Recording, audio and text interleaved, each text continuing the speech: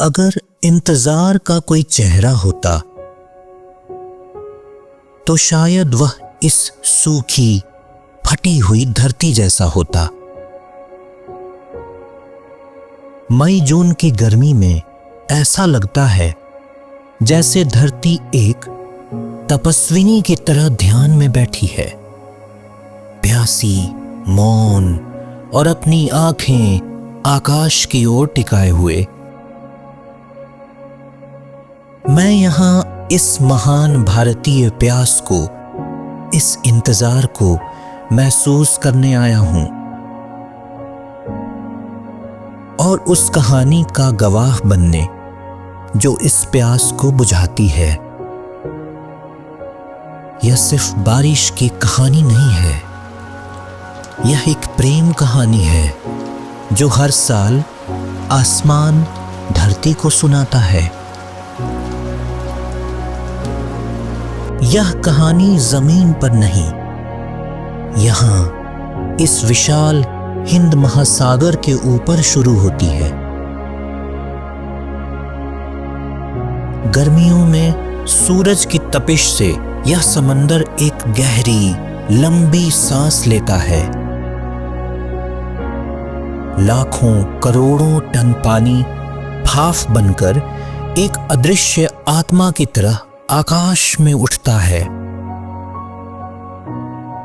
यह मॉनसून का जन्म है। अभी यह सिर्फ एक विचार है, एक वादा है जो अपनी प्यासी धरती से मिलने के लिए बेचैन है। मैंने हमेशा सोचा था कि बादल सिर्फ हवा के साथ बहते हैं, पर मॉनसून के बादल सिर्फ बहते नहीं, उन्हें बुलाया जाता है, खींचा जाता है। तपती हुई धरती एक चुंबक की तरह बन जाती है जो हिंद महासागर के ऊपर नमी से भरी इस आत्मा को अपनी ओर खींचती है। यह सिर्फ विज्ञान का थर्मल कॉन्ट्रास्ट नहीं है, यह धरती की एक पुकार है आकाश के नाम। यह प्रकृति की सांसें हैं, 6 महीने अंदर की ओर और 6 महीने बाहर की ओर। प्राचीन काल में नाविकों ने इस सांस की लय को पहचान लिया था। वे मॉनसून की आती हुई सांस के साथ अपनी नावें अफ्रीका से भारत लाते और उसकी बाहर जाती सांस के साथ वापस लौट जाते। यह हवा सिर्फ बादलों की नहीं, सभ्यताओं की भी वाहक थी। केरल में इंतजार लगभग खत्म हो चुका है। हवा में एक खास गंध है, मिट्टी की सौंधी महक जिसे पेट्रिकोर कहते हैं।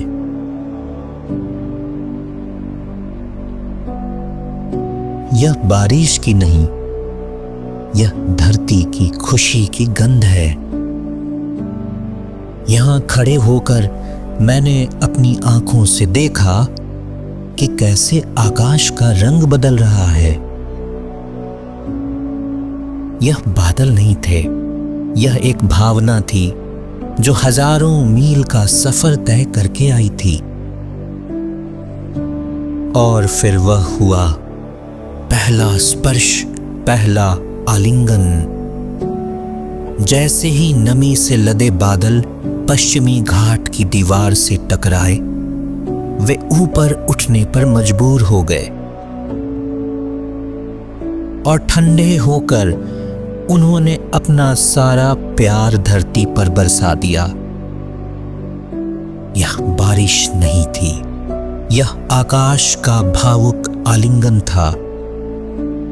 कुछ ही घंटों में परिदृश्य बदल गया। धरती ने जैसे राहत की सांस ली और हरे रंग की चादर ओढ़ ली। यह मॉनसून का ऑनसेट है, धरती और आकाश का पुनर्मिलन।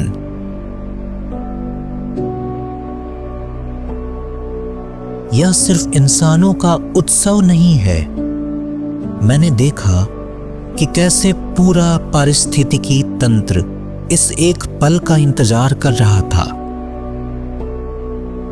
यह जीवन का एक विस्फोट है जो सिर्फ इसी प्रेम कहानी की लय पर ही नृत्य करता है।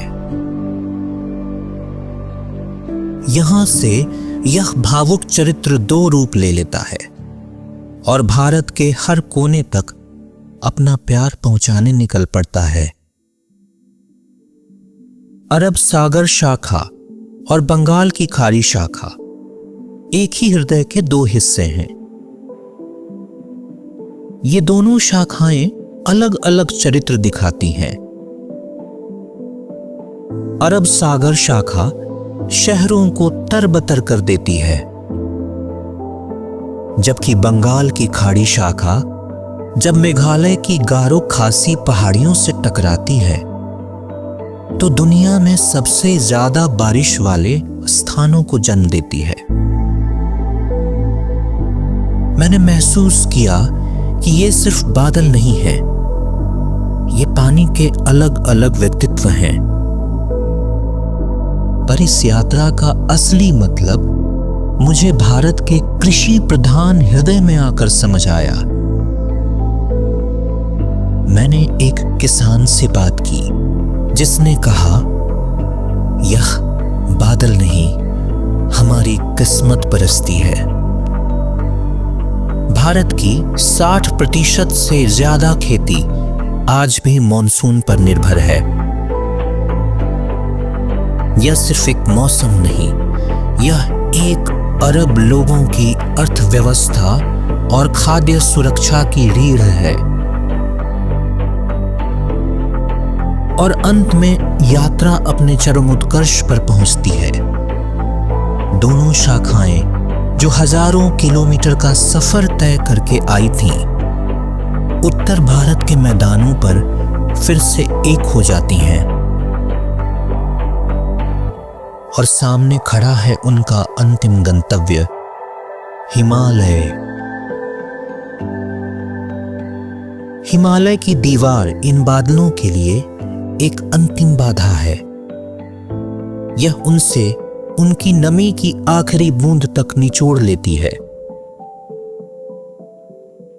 यह बारिश हिमालय की महान नदियों को जीवन देती है, पर यही बारिश विनाशकारी बाढ़ और भूस्खलन का कारण भी बनती है।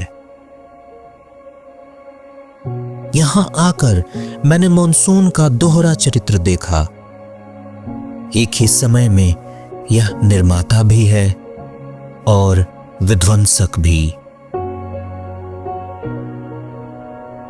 और फिर जैसे आया था वैसे ही यह वापस जाने लगता है।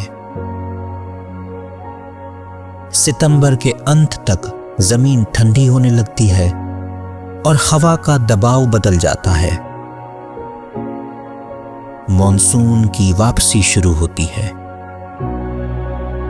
यह एक तूफानी आगमन नहीं, बल्कि एक शांत विदाई है। जैसे कोई मेहमान अपना काम पूरा करके चुपचाप लौट रहा हो। यह एक महान नाटक का अंतिम पर्दा है। तो मॉनसून की कहानी सिर्फ 4 महीनों की बारिश की कहानी नहीं है। यह विनाश के बाद सृजन की कहानी है। यह एक महान शुद्धि की कहानी है जो हर साल धरती के बुखार को शांत करती है। इस यात्रा ने मुझे सिखाया कि हम अपनी तकनीक और शहरों के बावजूद आज भी आसमान के इस प्राचीन चक्र पर कितने निर्भर हैं। हम प्रकृति से अलग नहीं हैं, हम इसकी लंबी, गहरी और सुंदर सांस का ही एक हिस्सा हैं। अगर आप भी इस गहरी सांस को महसूस करना चाहते हैं और प्रकृति के ऐसे ही और रहस्यों को समझना चाहते हैं, तो इस यात्रा में मेरे साथ शामिल हों। लाइक करें, सब्सक्राइब करें, शेयर करें और इस विचार यात्रा का हिस्सा बने।